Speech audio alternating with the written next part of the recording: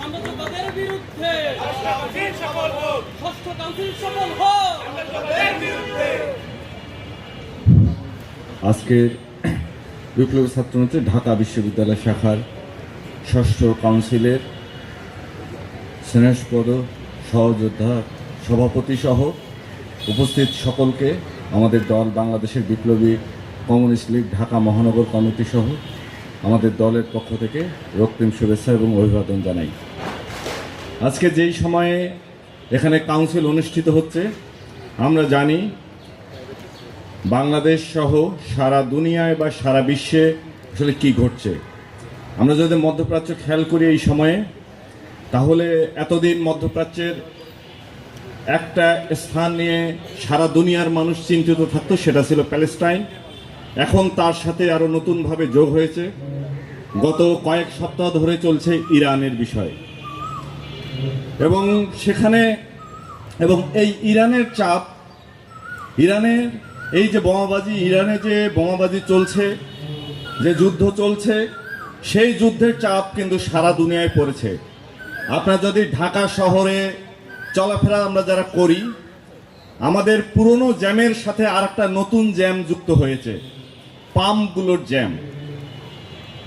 অর্থাৎ যে তেল পাম্পগুলো আছে, সেই তেল পাম্পগুলোতে এত বড় বড় লাইন পড়ে গেছে গাড়ির, সেই গাড়ির লাইনেই অর্ধেক রাস্তা দখল হয়ে গেছে এবং জ্যাম পড়ে গেছে, সারাদিন জ্যামে বসে থাকতে হচ্ছে। এই জ্যাম এর আগে ছিল না, এটা নতুন সংযোজন। এই জ্যাম আসলে মধ্যপ্রাচ্যের যুদ্ধ থেকে আসা বাংলাদেশের জ্যাম, এবং এটা নিয়ে নানান আলাপ আলোচনা হচ্ছে। আমরা জানি না, বাংলাদেশের মানুষের অবশ্য বোঝা মুশকিল এখানে তেল আসলে কতখানি আছে না নাই। মানে এখানকার ব্যবসায়ী এবং সরকারের একটা সুন্দর পদ্ধতি আছে, কোনো কিছু কোনো দিকে হইতে না হইতেই দেখবেন যে এখানে বাজারের উঠানামাটা আগেই শুরু হয়ে যায়। ফলে বোঝা মুশকিল আদৌ কি এখানে তেল ফুরিয়ে গেছে নাকি কতখানি তেল আছে, এটা আপনি বুঝতে পারবেন না। এবং এভাবে করে এটা চলছে। এই যে ইরানের যুদ্ধের কথা বলছি, ইরানের যুদ্ধটা খুব সহজভাবে আমরা যদি বলি, এই যুদ্ধটা ইরানের জনগণ কি আমেরিকার জনগণের সাথে কিংবা মার্কিন যুক্তরাষ্ট্রের জনগণের সাথে যুদ্ধ করছে? ব্যাপারটা কিন্তু তা নয়। এই আমেরিকা হচ্ছে আটলান্টিকের ওপারে, আর এদিকে ইরান হচ্ছে মধ্যপ্রাচ্যে আমাদের পাশে। অর্থাৎ দু রাষ্ট্রের মধ্যে একটা যুদ্ধ সেখানে চলছে। সেখানকার জনগণ কিন্তু যে মুখোমুখি হয়ে লাঠালাঠি করছে, ব্যাপারটা কিন্তু তা নয়। কিন্তু সেখানকার জনগণ, বিশেষ করে ইরানের জনগণ আজকে ভুক্তভোগী, এবং সেখানকার মানুষ ব্যাপক পরিমাণে অস্থিরতা জীবন নিয়ে, এবং সেই একই জিনিস আমরা দেখছি পুরো মধ্যপ্রাচ্যে চলে গেছে। আরব আমিরাত, কাতার, বাহরাইন, সমস্ত জায়গায় বোমা পড়ছে। এখন এই বোমার কারণ কি? আমরা কেন বলছি এই কথাটা? এই কথাটা আমরা বলছি এই কারণে যে সারা দুনিয়ায় যখন পৃথিবীটা একটা বলা হচ্ছে গ্লোবাল একটা অবস্থা, আসলেই তো পৃথিবীটা আবিষ্কার হয়ে গেছে এবং তার আকৃতি পাওয়া গেছে। ফলে সারা দুনিয়ার কোনো একটা প্রান্ত আর এক প্রান্ত থেকে কিন্তু বিচ্ছিন্ন নয়। ফলে বাজারটাকেই ব্যবসায়ীরা তাদের প্রয়োজনে এখানে নিয়ে গেছে, একই সাথে প্রযুক্তিও মানুষকে সেখানে নিয়ে গেছে। তাহলে আজকে যে এই যুদ্ধটা চলছে, এই যুদ্ধটাকে আমরা বলি, আমরা কমিউনিস্টরা, আমি বাংলাদেশে হয়তো কমিউনিস্টদেরকে বামপন্থী নামে চেনে, এভাবেই এখানে অভিহিত হয়। আমি যেহেতু সেই একটা কমিউনিস্ট পার্টির প্রতিনিধি, এবং আমরা কমিউনিস্ট, আমি নিজেদেরকে কমিউনিস্ট হিসাবেই পরিচিত হতে বেশি স্বাচ্ছন্দ্য বোধ করি। তো ফলে আমরা কমিউনিস্টরা এটাকে বলি, এটা হচ্ছে সাম্রাজ্যবাদী যুদ্ধ। এখন অনেকে বলে আপনারা ওল্ড স্কুল, আপনাদের ভাষা মানুষ বোঝে না। এটা ঠিক, অনেকগুলো শব্দ আসলেই আমাদের ব্যবহার করতে হয়। এটা আমরা ব্যবহার করি এই কারণে, এবং এটা আমার কাছে মনে হয়, যেমন আমরা কিছু শ্রেণী সাপেক্ষে কিছু আমরা শব্দ ব্যবহার করি, এবং আমার কাছে মনে হয়েছে রাজনৈতিক পরিভাষায় এই ধরনের যুদ্ধটাকে একটা শব্দে বলার মতো নতুন কোনো সহজ কোনো শব্দ এখন আসলে নাই, এখনো নাই বা রাজনৈতিক পরিভাষার অভিধানে। ফলে আমি এটাকে সাম্রাজ্যবাদ হিসাবেই বলবো। এবং শ্রেণীগত জায়গা ধরে আমরা যেটা বলি, এখানে এই যে সাম্রাজ্যবাদী যুদ্ধটা পরিচালিত হচ্ছে, এটা সারা দুনিয়ার একটা বুর্জোয়া শ্রেণী চালাচ্ছে। এখন আপনারা এটা বলতে পারেন বুর্জোয়া শ্রেণী কি মানুষ বোঝে না? হ্যাঁ, এটা হতে পারে। এই ক্ষেত্রে আমার একই ধরনের উত্তর, কিংবা একই ধরনের আমার নিজেরও একটা বুঝ, যেখানে গিয়ে দাঁড়াতে হয়েছে। এর থেকে এক শব্দের কোনো রাজনৈতিক পরিভাষা নেই যেটা দিয়ে এই যে সারা দুনিয়ায় যে শাসনটা চলছে, সারা দুনিয়ায় যে অত্যাচার চলছে জনগণের বিরুদ্ধে, এই অত্যাচারটাকে বলার মতো একটা কোনো শব্দ নাই যেই শব্দটা আমরা ব্যবহার করতে পারি। এটাকে যদি আমি ব্যাখ্যা করতে যাই তাহলে বলতে হবে ব্যবসায়ী, তারপরে বলতে হবে যে কর্পোরেটরা আছে, মাল্টিন্যাশনাল কোম্পানি আছে, এরকম 10-12টা শব্দ দিয়ে পুরো শাসন কাঠামোটাকে ব্যবস্থা করতে হবে, ব্যাখ্যা করতে হবে। এই জন্য আমি একটু যদি বুঝতে অসুবিধা হয় তাও এই পরিভাষাগুলোই ব্যবহার করব, মানে সহজে বলার জন্য, সময় কম নেওয়ার জন্য। আমরা বলছি এই যে ইরানে যে যুদ্ধটা চলছে, এটা ইরানের জনগণ ঘটায়নি, এটা মার্কিন যুক্তরাষ্ট্রের জনগণ ঘটায়নি, এটা মার্কিন যুক্তরাষ্ট্র অর্থাৎ সাম্রাজ্যবাদী যে তার কর্ম পরিকল্পনা, সেই যুদ্ধটা সেটারই একটা অংশ আবার নতুন করে তারা ইরানে নিয়ে গেছে। এটাকে আমরা সাম্রাজ্যবাদ বলছি। এবং এই বুর্জোয়ারা এবং ইরানের সরকার, আমরা দেখলাম যে সরকার এই তো গত 1 বছরও হয়নি, টানা 2-3 বছর ধরে সেখানকার যখন নারীদের বিষয় নিয়ে, নারীর স্বাধীনতা নিয়ে ইরানের জনগণ আন্দোলন করেছিল, 2 বছর ধরে 30,000-এর বেশি মানুষকে এই খমেনি সরকার কিন্তু হত্যা করেছিল। অর্থাৎ জনগণের গণ আন্দোলনকে দমন করার জন্য তারা গুলি চালাচ্ছে, সমস্ত কিছু করতে পারছে। যখন সাম্রাজ্যবাদ আক্রমণ করছে, মার্কিন যুক্তরাষ্ট্র যখন আক্রমণ করছে, তখন কিন্তু খমেনি সরকার আর নিজেকেই রক্ষা করতে পারলো না। অর্থাৎ এই বুর্জা সরকারগুলো, বুর্জা রাষ্ট্রগুলোকে আমরা দেখছি এটা তারা জনগণের পক্ষে তো থাকেই না, এবং যখন তাদেরও উপর আক্রমণ আসে সেটাও তারা রক্ষা করতে পারে না। ফলে তারই পরিণতি আমরা দেখছি ইরানে সেই সরকার প্রধানের এবং অনেকগুলোকে মার্কিন যে সাম্রাজ্যবাদী যুদ্ধ সেটাতে ইতোমধ্যে নিহত হতে হয়েছে। আমরা বলছি সেখানকার জনগণের কথা, ফলে সেই জনগণের উপর এই যুদ্ধটা চাপিয়ে দেওয়া হয়েছে। এবং এই যুদ্ধের বিরোধিতা আমরা এই কারণে করছি, সারা দুনিয়ায় আমরা যদি এখনো পর্যন্ত দেখি, এক মার্কিন যুক্তরাষ্ট্র গত 7 দশক ধরে একাই সারা দুনিয়ায় বোমাবাজি করে যাচ্ছে। আর আমাদেরকে প্রতিদিন এই ঢাকা বিশ্ববিদ্যালয়ে প্রতিদিন আমাদেরকে গণতন্ত্র শেখানো হয়, মার্কিন গণতন্ত্র। আমরা গণতন্ত্র বুঝি কোথা থেকে? আমরা গণতন্ত্র বুঝি একজন হয়তো কৃষ্ণাঙ্গ সেখানে বারাক ওবামা প্রেসিডেন্ট হয়, সেটা দিয়ে আমরা এখানে গণতন্ত্র বুঝি। একজন আমরা সেখানে হয়তো দেখি বার্নি স্যান্ডার্স নামে একজন উদারনৈতিক নেতা, সেটা দিয়ে আমাদের এই প্রতিষ্ঠানগুলো আমাদেরকে প্রতিদিন গণতন্ত্র বুঝায়। মার্কিন যুক্তরাষ্ট্রের গণতন্ত্রটা কি? মার্কিন যুক্তরাষ্ট্রের গণতন্ত্র তো একটাই গণতন্ত্র আমরা দেখছি। যখন এই তো করোনার সময়, তখন মার্কিন যুক্তরাষ্ট্রের প্রেসিডেন্টকে এর আগের দফায় বাইডেনের এত কাজ, ইসরায়েলের নেতানিয়াহু যখন প্যালেস্টাইনে আক্রমণ করলো আবার নতুন করে, বাইডেন এক রাতে রাতারাতি হলো যে ইসরায়েলে গিয়ে হাজির হয়েছে। অর্থাৎ ইসরায়েল এবং মার্কিন যুক্তরাষ্ট্র আজকে পুরো মধ্যপ্রাচ্যটাকে তছনছ করে দিয়েছে। শুধু মধ্যপ্রাচ্য নয়, এর আগে আমরা দেখছি মার্কিন যুক্তরাষ্ট্র স্বয়ং আমেরিকার মধ্যে একটার পর একটা, অর্থাৎ দক্ষিণ আমেরিকার একটার পর একটা সরকারকে উচ্ছেদ করেছে। কিছুদিন আগে ভেনেজুয়েলার প্রেসিডেন্ট মাদুরোকে তুলে নিয়ে গেল, এটাও নাকি গণতন্ত্র। তারপরে আমরা দেখলাম যখন আমেরিকা আক্রমণ হচ্ছে, জাতিসংঘ এসে বলতেছে 2 পক্ষ নীরব থাকেন। আজকে জাতিসংঘ, আমরা যেই সংগঠন দাঁড়িয়েছে, আমরা সুস্পষ্ট ভাবে দেখছি এটা একটা সাম্রাজ্যবাদীদের একটা আতুর ঘরে পরিণত হয়েছে। সাম্রাজ্যবাদীদের একটা জমিদারি ছাড়া জাতিসংঘ গত অন্তত 3 দশক ধরে কোনো কিছুই করছে না। ফলে এই যে সাম্রাজ্যবাদী যুদ্ধ চলছে, যে মার্কিন যুক্তরাষ্ট্র চালাচ্ছে, আমরা বাংলাদেশে এসে দেখছি মার্কিন যুক্তরাষ্ট্র বাংলাদেশ সরকারের বন্ধু হয়ে যাচ্ছে। যখন অভ্যুত্থান হয়, যখন অভ্যুত্থান আমরা করি, এখানকার জনগণ যখন এই বিশ্ববিদ্যালয় অভ্যুত্থানে মেতে উঠেছিল, অভ্যুত্থানে নেতৃত্ব দিয়েছে, ঋতুপাড়া আছে, এখানকার শিক্ষকরা আছে, ছাত্ররা আছে। 17 তারিখ মনে পড়ে, এই বিশ্ববিদ্যালয়ে এই অপরাজয় বাংলায় খুব চোরা গলি দিয়ে আমাদেরকে এখানে ঢুকতে হয়েছিল। খুব সম্ভবত শিক্ষক নেটওয়ার্কের একটা কর্মসূচি ছিল এই কারফিউর বিরুদ্ধে। তো এই বিশ্ববিদ্যালয়ে যখন বিশ্ববিদ্যালয়ের শিক্ষার্থীদের সাথে এখানকার সারা দেশের জনগণ যখন যোগ দিল এবং অভ্যুত্থানে সামিল হলো, আমরা দেখেছি এই বিশ্ববিদ্যালয়ের ছেলেমেয়েরা কি কম করেছে? 16 তারিখ রাতে তারা ঘোষণা দিয়ে তৎকালীন ছাত্রলীগকে হল থেকে এক রাতে উচ্ছেদ করে দিয়েছে। এক রাতে তারা নামিয়ে দিয়েছে হল থেকে, এবং তারপরে থেকে শুরু হয়েছে এখানকার একই সময়ে এখানকার জনগণ যোগ দিয়েছে এই অভ্যুত্থানে। এই অভ্যুত্থান খুব সুন্দরভাবে এখানকার জনগণ ও ছাত্র, শ্রমিক, জনতা ঐক্যবদ্ধভাবে অভ্যুত্থানকে সফলতার দিকে নিয়ে চলে গেল।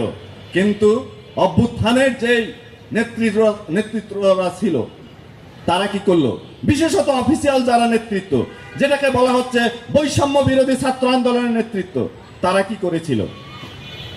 অভ্যুত্থানের পরে যখন 5 তারিখে সরকারটির পতন ঘটলো, 4 তারিখে খুব সুনির্দিষ্টভাবে মনে আছে, শিক্ষক নেটওয়ার্ক একটা প্রেস কনফারেন্স করে ঘোষণা করেছিল যে এই সরকারকে পদত্যাগ করতে হবে, একটা অন্তর্বর্তীকালীন সরকার হতে হবে, একটা সাংবিধানের নির্বাচন হতে হবে। এটা এখানকার এই শিক্ষক যারা এই অভ্যুত্থানে অংশীদার, যারা এই অভ্যুত্থানে বিভিন্ন সময় শুধু অভ্যুত্থান নয়, একেবারে ফ্যাসিবাদ বিরোধী লড়াই থেকে শুরু করে শিক্ষকদের যেই লঘিষ্ঠ অংশ, অর্থাৎ যেই সংখ্যালঘু অংশটি এখানে আন্দোলনের সাথে ছিল, তারা ঘোষণা করেছিল, তারা একটা প্রস্তাব উত্থাপন করেছিল এখানে যে একটি গণতান্ত্রিক ব্যবস্থার উত্তরণ হোক এই অভ্যুত্থানের মধ্য দিয়ে। কিন্তু অভ্যুত্থানের পর কি হলো? অভ্যুত্থানের পরে আমরা দেখলাম অভ্যুত্থান এখানে জনগণ করলো, আর অভ্যুত্থানের চলা ওই উত্তাল মুহূর্তে বৈষম্য বিরোধী ছাত্র আন্দোলনের নেতৃত্ব এবং এখানকার বুর্জা শ্রেণী এবং সেনাবাহিনী ঐক্যবদ্ধভাবে ঢুকে গেল কোথায়? ক্যান্টনমেন্টে। তারা আর বিশ্ববিদ্যালয় এরিয়ায় নাই, তারা আর কোথাওই নাই, রাজপথেও নাই, খুঁজে পাওয়া যাচ্ছে না। তারা ক্যান্টনমেন্টে। সেখান থেকে এক এক করে কি হলো? এক এক করে একটা প্লেন উড়ে গেল, শেখ হাসিনা সহ আওয়ামী বহর চলে গেল। তারপরে ওনাদের মনে হচ্ছে গণহত্যার নাকি বিচার হতে হবে। তারপরে তাদের মনে হলো এই বৈষম্য বিরোধী ছাত্র আন্দোলনের নেতারা আওয়ামী পান্ডা, আওয়ামী পুরো অংশটাকে এখানে বর্ডার পার করিয়ে দিয়ে তারপরে ওনাদের ঘুম ভাঙলো, গণহত্যার বিচার করতে হবে। আজকে 32 নম্বর, কালকে অমুক যায়, একবারই 10 বার ভাঙে। এই হচ্ছে তাদের কাজ। এই কাজ তারা করতে থাকলো। তারপরে সে আরেকটা মহানাটক শুরু করলো। মহানাটকটা হলো জনগণকে বুঝালো গণতন্ত্রের উত্তরণের জন্য নাকি জুলাই সনদ লাগবে। এটা কি সংগ্রামের সনদ নাকি আমাদের বিশ্ববিদ্যালয়ের একাডেমিক বিল্ডিং এর সনদ? বিশ্ববিদ্যালয়ের পরীক্ষার পরে বিশ্ববিদ্যালয়ের সনদ হয়, এটা হচ্ছে একাডেমিক কাজ। সংগ্রামের সনদ, একদিন সংগ্রাম করবেন তার পরের দিনের সনদ হবে, পৃথিবীর ইতিহাসে নাই। বাংলাদেশে অভ্যুত্থান হওয়ার পর যেন মনে হলো একমাত্র বাংলাদেশেই অভ্যুত্থান সংগঠিত হয়েছে, পৃথিবীতে আর কোথাও যেন অভ্যুত্থান সংগঠিত হয় নাই। তারা এসে আমাদেরকে বুঝায়, তারা এসে একটার পর একটা কি বুঝালো, এখন গণতন্ত্র লাগবে, জুলাই সনদ লাগবে, এটা ছাড়া হবে না। এখন তারপরে এসে তারা বলল এই জুলাই সনদের একটা কাগুজে লড়াই আমাদের উপর চাপিয়ে দিল, অথচ সরকার করলো তারা আগের সংবিধানের উপর বহাল রেখে, আগের সংবিধান, আগের সেনাবাহিনী, আগের প্রেসিডেন্টকে বহাল রেখে তারা একটা সরকার গঠন করলো। সেই সরকারে কি শুধু এখানকার আমলারাই ছিল, শুধু এখানকার বুর্জা শ্রেণী ছিল? তা তো নয়, এখানকার ছাত্র প্রতিনিধিও তো 2 জন ছিল। একে একে তো 2 জন আর থাকে নাই, তারা আরো কয়েকজন মন্ত্রী হয়েছে। তারপরে 1.5 বছর তারা এটা কাগজে লড়াই, গণতন্ত্রের নামে জনগণের সাথে তামাশা তারা করলো। একদিকে নাকি সনদ, একদিকে সংবিধান, এই একটার পর একটা। এখন এসে বলে কি জানো, ডিবেস্টেড। এক অদ্ভুত আজব শব্দ। ডিবেস্টেড জিনিসটা কি এটা আমাদের একটু বোঝা দরকার। ডিবেস্টেড কিছু হইলেই দেখবেন লোকজন বলবে ডিবেস্টেড। তো ডিবেস্টেডটা কই থাকে? ডিপে থাকে। আমরা ছোটবেলায় গল্প শুনতাম, আমাদের বোঝানো গ্রামে বাড়ি তো, যে মাটির নিচে নাকি আমেরিকা, তো আমেরিকা যাইতে হবে তো মাটি খুঁড়তে হবে। পরে এসে বুঝলাম ব্যাপারটা এরকম না, ম্যাপটা আসলে ওইরকম। তো ডিবেস্টেড কিছু হইলেই ডিবেস্টেড।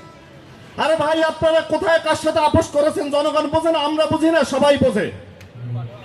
তো এখন আইসা ডিবেস্টেডের কথা বলে গণতন্ত্রের পক্ষে, গণতন্ত্রের এই যে সুবিধা নেওয়া, এই যে মানুষের স্যাম্পেথি নেওয়ার জন্য এইসব করেন, এইসব ভাওতাবাজি বন্ধ করেন, এইসব বন্ধ হওয়া দরকার। এবং এই অভ্যুত্থানে তো ছাত্ররা ছিল, অন্যান্য মানুষ ছিল। অভ্যুত্থানের পরে দেখলাম আমরা আমাদের হাতে ধরিয়ে দিল অনেকগুলো সংস্কার কমিশন। মজার ব্যাপার দেখেন, অনেকগুলো সংস্কারের কমিশন হলো। আন্দোলনটা হইল কি? আন্দোলনটা হইলো চাকরির কোটা সংস্কারে। তাহলে পরে বেকারত্বের একটা তো কমিশন হলো না। কর্মসংস্থান কি হবে এখানকার মানুষের, এখানকার ছাত্রদের, তরুণদের কর্মসংস্থান কি হবে, তার তো কোনো কমিশন নাই। যে ছাত্ররা, যে বিশ্ববিদ্যালয়ের শিক্ষার্থীরা এখানে আন্দোলন করলো, যারা নেতৃত্ব দিল, তাদের শিক্ষা কমিশনটা কোথায়? শিক্ষা কমিশন নাই। কমিশন হইলো কোথায় কোথায় দেখবেন 16 খান কমিশন। কমিশনের এক খান রিপোর্ট, আমরা তো রাজনৈতিক দল করি, রিপোর্ট পাঠায়, তো হাসতে হাসতে আমাদের আরেক দলের বন্ধু হাসতে হাসতে বলছে ধরো এগুলো নিয়ে যাও, পরীক্ষা দিতে হবে, এসএসসি পড়াশোনা করো, তারপর কমিশনের মিটিংয়ে যাইতে হবে। তাই এই হাউস জিনিস নিয়ে আমরা বসলাম, তা আমাদেরকে একটা পর একটা রিপোর্ট দেখায়। আমাদের শিক্ষা ব্যবস্থার কি হলো? শিক্ষা কমিশন কই? আর আমি যদি সুনির্দিষ্ট ভাবে বলি, আমরা যে এখানকার বেকারত্ব থেকে মুক্ত হবে, আমাদের তরুণরা কাজ পাবে, এখানকার জনগণ কাজ পাবে, সেই কাজের কমিশন কই? কোনো কমিশন নাই। তারপর এসে ওনারা বলে অন্তর্বর্তীকালীন সরকার দেধারছে একটা বাক্য বলছে, ডলার নাই, ডলার ফুরাইতেছে, আওয়ামী লীগ সব নিয়ে গেছে। আরে আপনি জানতেন না আওয়ামী লীগ সব লুটপাট করে নিয়ে গেছে? এটা তো আমাদের জানা কথা। তাহলে আপনার নতুন করে এসে আপনি তো বোঝা উচিত ছিল আমি যে এই সরকারের দায়িত্ব নিচ্ছি, এই সরকারটি আসলে একটা ভাঙচোরা দেশের আমি দায়িত্ব নিচ্ছি, আমার সাথে একমাত্র জনগণই আছে, আর কেউ নাই। তো এই জনগণকে তারা তুচ্ছ তাচ্ছিল্য করে দিলে আবার ডলার খোঁজা শুরু হইলো। এই করে করে 1.5 বছরের মাথায় গিয়ে একখানা আমরা দেখলাম নির্বাচন হলো। নির্বাচন পরবর্তী সময়ে আর এক নাটক শুরু হলো। নির্বাচনের একটা মজাটা দেখেন। নির্বাচনের মজাটা কি? ওই যে জুলাই সনদে স্বাক্ষর করা না করা, হ্যাঁ ভোট না ভোট ইত্যাদি নানা কিছু। আমরা একটা দলকে দেখলাম, বিএনপি, অনেক বড় দল, এখন সরকারে আছে। এই দলটি নির্বাচনের সময় থেকেই জনগণের সাথে একটা প্রতারণা করে যাচ্ছে। কেন এটা বলতেছি? তুমি একটা রাজনৈতিক দল ভাই, আপনারা ভালো কথা, সেটা আপনারা আপনাদের মতো অবস্থান নেবেন। তারা কি কি আপোষ রফা করেছে নির্বাচনে, সেটা তাদের বিষয়। ডিবেস্টের তো আমরাও বুঝি না কি হবে।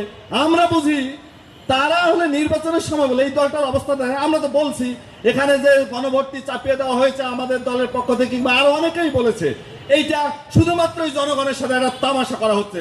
যদি সংবিধানেরই প্রশ্ন থাকে তাহলে আগের সংবিধানকে বাতিল করে একটা নতুন নির্বাচন, সংবিধান সভার নির্বাচন, একটাই পদ্ধতি আছে সারা দুনিয়াতে গণতন্ত্র উত্তরণে, তো সেটা তো আপনি জান নাই।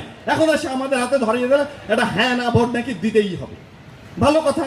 আমরা দেখলাম বিএনপি কি করলো, ওনাদের নেতা, ওনাদের হলো যে বাংলাদেশের মানুষ নাকি যার জন্য অধীর আগ্রহে অপেক্ষা করছে, যে বছরের পর বছর দেশের বাইরে ছিলেন, এবং অভ্যুত্থানের পরেও আস্তে আস্তে ওনার বছর খানেক সময় লেগে গেল বাংলাদেশে। তো যাই হোক, এসে এবার বলা শুরু করলেন হ্যাঁ হ্যাঁ ভোট দিতে হবে। ভালো কথা, দেন আপনার, এটা অবস্থান হইতেই পারে, সেটা নিয়ে আমার কোনো কথা নাই। কিন্তু ভোট হওয়ার সাথে সাথে ওনারা আবার বলছে যে এটা সংবিধান পরিপন্থী। এখন একটা ব্যাখ্যা করে দিচ্ছেন। তাহলে আগের দফায় কেন আপনি বলতে পারলেন না ঠিকই তো আপনার মার্কায় ভোটটা চেয়েছেন, এটা তো আর বলেন নাই। আজকের দিনে হয়তো ধানের শীষে ভোটটা দিবেন কিনা আমরা একটু ভেবে আসি। তা আপনি নিজের মার্কাটাই ঠিকই ভোট চেয়েছেন, এইবার গণভোটের বেলায় আগের দিন বলেন হ্যাঁ ভোট, পরের দিন আইসা বলেন এটা সংবিধান পরিপন্থী। এই যে গণতন্ত্রের এই যে ব্যাপক ব্যবস্থা, এই ব্যবস্থা কারা করছে, কিভাবে হচ্ছে, এই রাজনীতিটাকেই আমরা সুনির্দিষ্ট করছি। এখানে যে বারংবার অভ্যুত্থান হচ্ছে, গত 60 বছরের মধ্যে 6 দশকের মধ্যে বাংলাদেশে তিনটা অভ্যুত্থান সংগঠিত হয়েছে, সফলতম অভ্যুত্থান।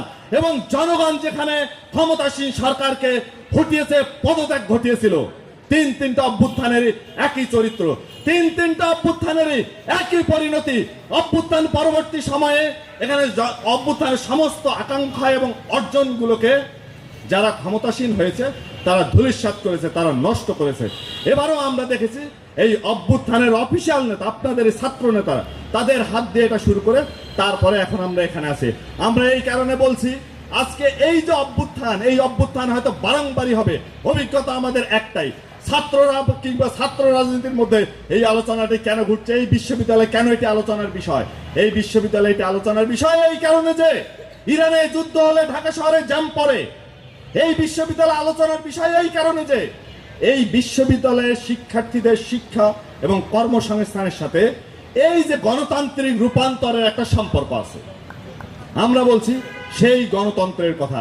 এই গণতন্ত্রটা এবং অভ্যুত্থানের নেতারাও যেভাবে এই মার্কিন সাম্রাজ্যবাদের পক্ষে চলে যায়, যে কারণে অন্তর্বর্তীকালীন সরকার ভোটের 3 দিন আগে এই আমেরিকা যুদ্ধ করে বেড়াচ্ছে, তার সাথে অনেকগুলো বাণিজ্যিক চুক্তি তারা সম্পাদন করে এখানে ভোট ছেড়ে দিলে এখন এই বাণিজ্যিক চুক্তি নিয়ে আমরা নাকি থাকবো।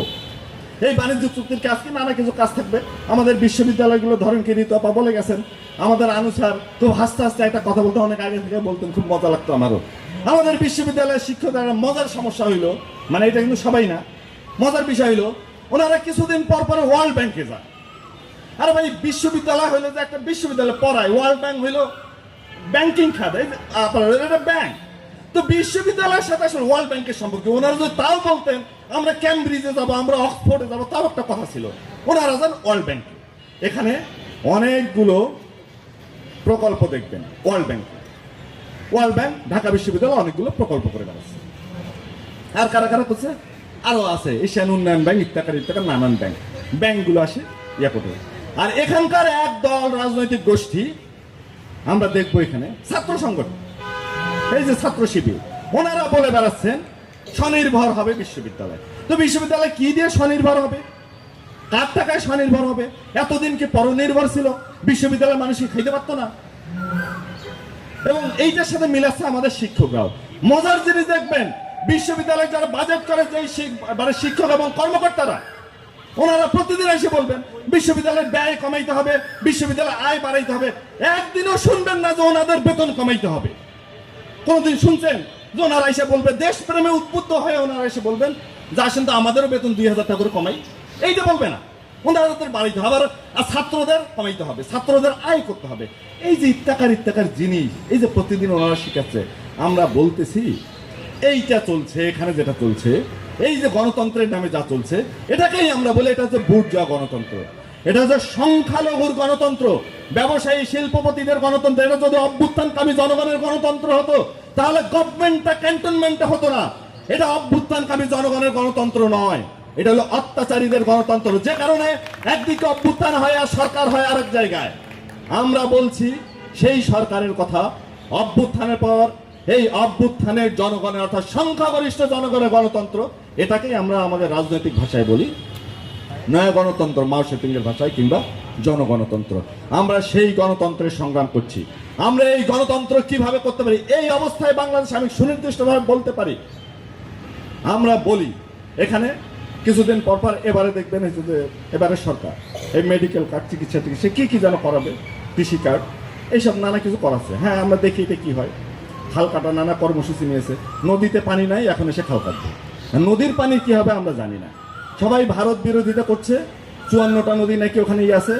1.5 বছর 2 বছর ধরে সরকার আর জনগণ সবাই মিলে আমরা বিরোধিতা করলাম, আমাদের নদীতে আর পানি আসে না।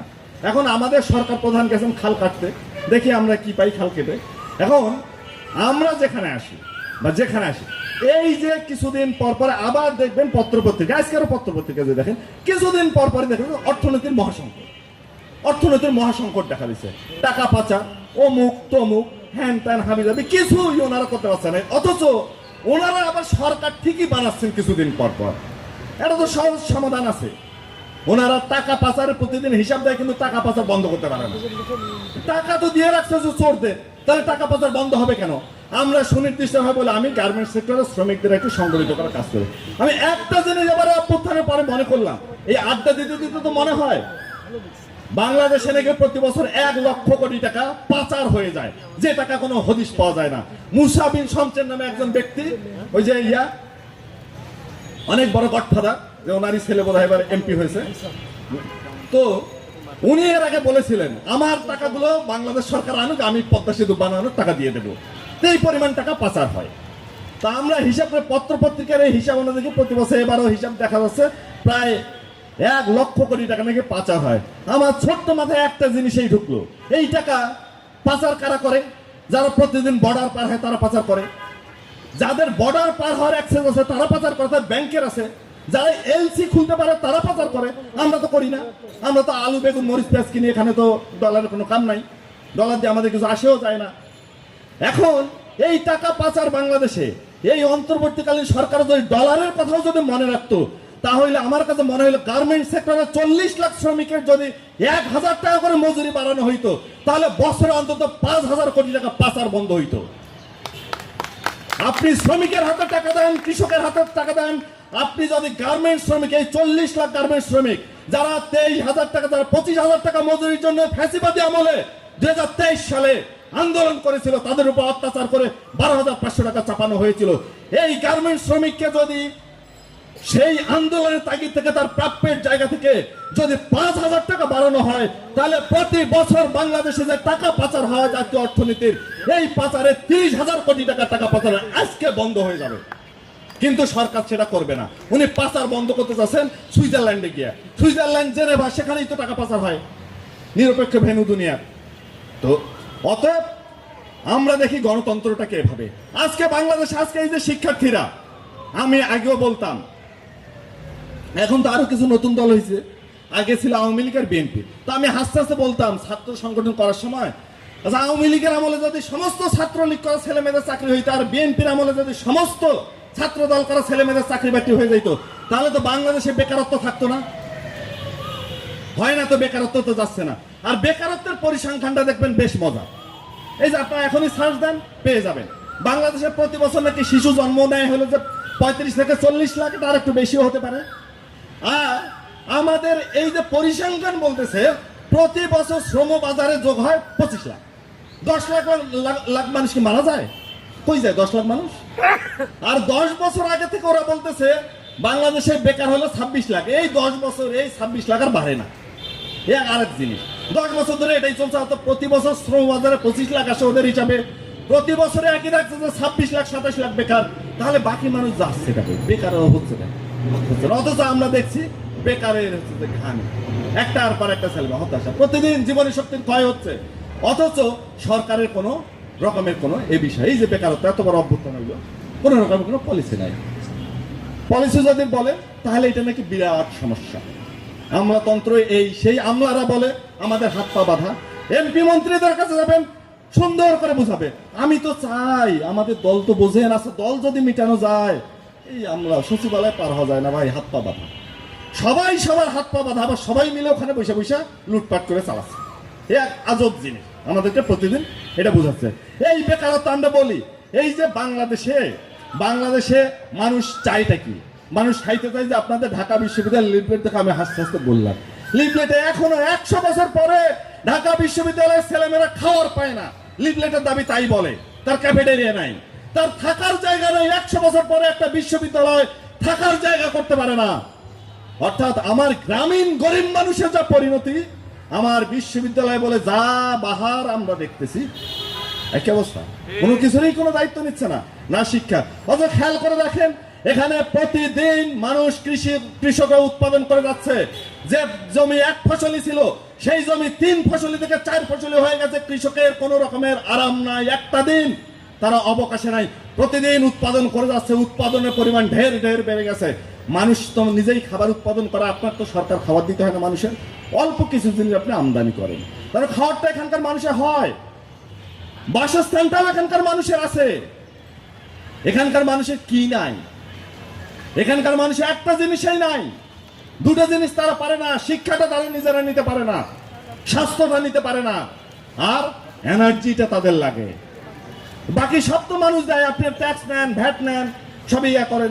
কিন্তু ওনারা এই যে 2-3টা জিনিস, এই 3টা জিনিসেই বলছে শিক্ষার ব্যয় কমাইতে হবে।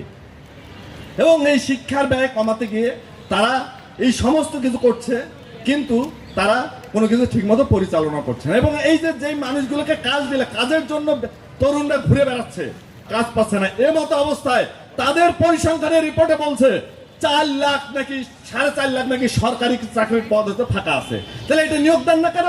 তাহলে এই যে ছেলেমেয়েরা চাকরি পায়। এর মতো অবস্থায় যদি বাংলাদেশে, আমরা বলছি এইভাবে করে, এর একটা অর্থনৈতিক বিন্যাস হওয়া দরকার, এর একটা গণতান্ত্রিক রূপান্তর দরকার, এর রাজনীতির একটা রূপান্তর দরকার। এই বলছে, এই কারণে খুব সহজভাবে আমি কয়েকটা কথা বলে দিয়ে চলে যাই। এখানে এটা লম্বা করার কিছু নাই। আজকে এই বাংলাদেশে এই যে বেকারত্বের এই যে হেডেক বলা হচ্ছে, যে একটা চাপ হয়ে পড়ে আছে বাংলাদেশে, কাজ পাচ্ছে না। এই বাংলাদেশে এমতো অবস্থায় আমরা যদি দেখি, এই 4 লাখকেও যদি 4.5 লাখ 5 লাখ এখনো ফাঁকা পথ পড়ে আছে, অনেকগুলো তো নতুন জায়গা আছে, এগুলো নিয়োগ দিলে একটা কর্মসংস্থানের জায়গা তৈরি হয়ে যায়। এরপরে আমি যদি সুনির্দিষ্টভাবে আরে বলি, বাংলাদেশে যেখানে কর্মের বাজার খুবই ছোট, সেখানেও আমরা যদি খেয়াল করে দেখি, একই মানুষ, উচ্চ শিক্ষিতরা, এই যে যারা, যেটা হলো উচ্চ চাকরি, উচ্চ বেতনের, একই মানুষ একাধিক চাকরি করে বেড়াচ্ছে। বন্ধ করেন, তাহলে তো নতুনদের চাকরি হয়। আমরা আমাদের প্রাইভেট বিশ্ববিদ্যালয়গুলো দেখি, এই বিশ্ববিদ্যালয় পড়া ছেলেমেয়েগুলো এই বিশ্ববিদ্যালয়ের শিক্ষক হতে পারে না, আর একটা প্রাইভেট বিশ্ববিদ্যালয়তে গিয়ে শিক্ষক হতে পারে। অথচ সেখানে একটা বিশ্ববিদ্যালয়ে চাকরি করছে, পাবলিক বিশ্ববিদ্যালয়, উনি প্রফেসর হয়েছেন, উনি এরপর 3টে বিশ্ববিদ্যালয়ে খণ্ডকালীন শিক্ষকতা করে বেড়াচ্ছেন। অর্থাৎ 3টা নতুন মানুষের কর্মসংস্থান হতো। আপনাদের খেয়াল করেন, এখনো বাংলাদেশের প্রাইভেট বিশ্ববিদ্যালয়গুলো 25% পদ হলো খণ্ডকালীন তারা চালায়। এই সংখ্যাটা 7,000-8,000-এর বেশি কম না। আমরা যদি আমাদের এখানে চিকিৎসকদের দেখি, সরকারি চিকিৎসকরা প্রায় সবাই কোনো না কোনো নতুন ক্লিনিকে চাকরি করে। এদের পদের সংখ্যা প্রায় 30,000-এর উপর। তাহলে এদেরকে যদি একটা চাকরিতে আনা যায়, তাহলে দেখবেন যে এই এখনকার বিদ্যমান কর্মের যে জায়গা আছে, এখানেই নতুন করে উচ্চ শিক্ষিতদেরই অন্তত 50,000 নতুন পদ এখানেই হয়ে পড়ে আছে। এইটা সরকার নেবে না। এবং আর যদি আমরা শ্রম সেক্টরে যদি আমরা দেখি, তাহলে তো এটা আরো ম্যাসিভ জিনিস।